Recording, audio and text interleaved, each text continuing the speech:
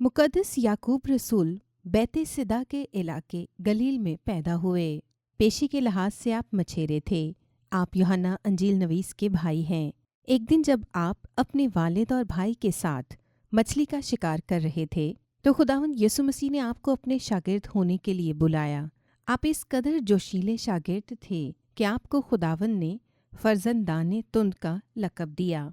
आपको ये शर्फ हासिल है कि अजीम मौक़ों पर आप खुदावंद यीशु मसीह के साथ थे, जिनमें पतरस की सास की शिफा, यायर की बेटी का जिंदा किया जाना, तब्दीली सूरत और गतसमनी बाग के वाक़यात शामिल हैं।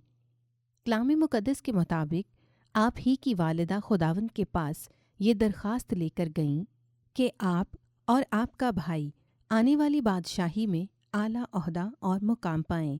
ऐसे में जब खुदावंद ने दुखों का प्याला पीने को कहा तो आपने हाँ में जवाब दिया।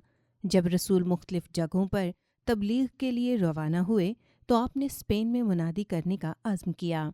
रसूलों के अमाल की किताब के मुताबिक आप रसूलों में शहीद होने वाले पहले रसूल हैं।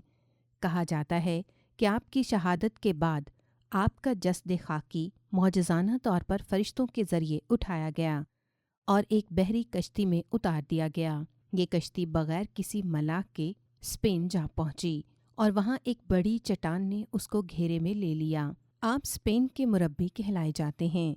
खुदावंद यीशु मसीह के शागिर्द हल्फाई के बेटे से आपको अलग करने के लिए याकूब अकबर का खिताब दिया जाता है।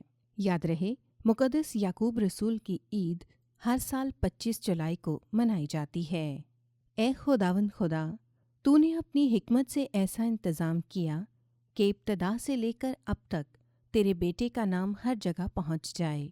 बख्श दे के रसूलों के नक्शे कदम पर चलकर और इन्हीं से हदायत पाकर हम भी मुनादी के कामों में मौसर तौर पर हिस्सा लें।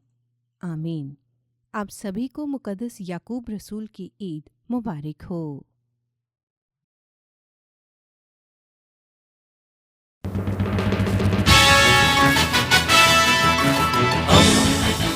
दोस्ती का पैगंबर रेडियो वेरितास एशिया।